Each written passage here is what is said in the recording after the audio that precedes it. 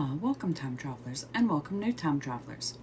As always, if you're new to this channel and enjoy learning about history, not only from the US, but from around the world, one event at a time, then don't forget to hit that like button, comment, and subscribe.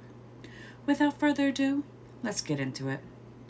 Today, we're going to start out in 1813, when the Battle of Vittoria was fought during the Peninsular War, breaking Napoleon's power in Spain. 1834 is when Cyrus McCormick received a patent for his 1831 invention of a reaper. 1870 is when the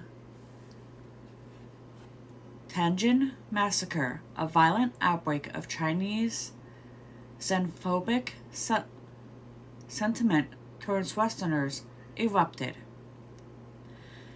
1893 is when the first Ferris wheel, invented by George Washington Gale Ferris, Jr., a Pittsburgh-based engineer, made his debut at the World's Columbian Exposition in Chicago. 1905 is when Jean-Paul Sartre, a French novelist, playwright, and exponent of existentialism, who was awarded but declined the Nobel Prize for Literature in 1964, was born. 1919, Italian-American architect Paolo Sorelli, who is one of the best-known utopian city planners of the 20th century, was born in Turin, Italy.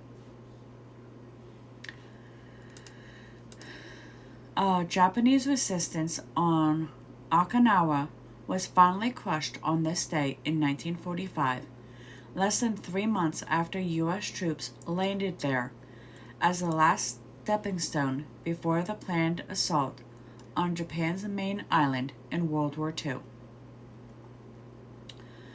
1963 brought us Paul VI, who was elected Pope of the Roman Catholic Church.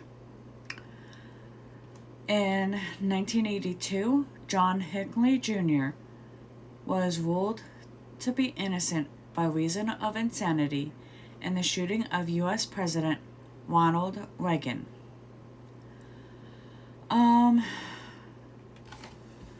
Prince William of Wales, later Prince William, Duke of Cambridge, was born to Charles, Prince of Wales, and heir to the British throne, and Diana, Princess of Wales, in 1982. 1997 is when the Women's National Basketball Association debuted with playing the league's first game, in which the New York Liberty defeated the Los Angeles Sparks. 9 years after the turn of the century, in 2009, Greenland became a self-governing and expanding home rule agreement with Denmark took effect.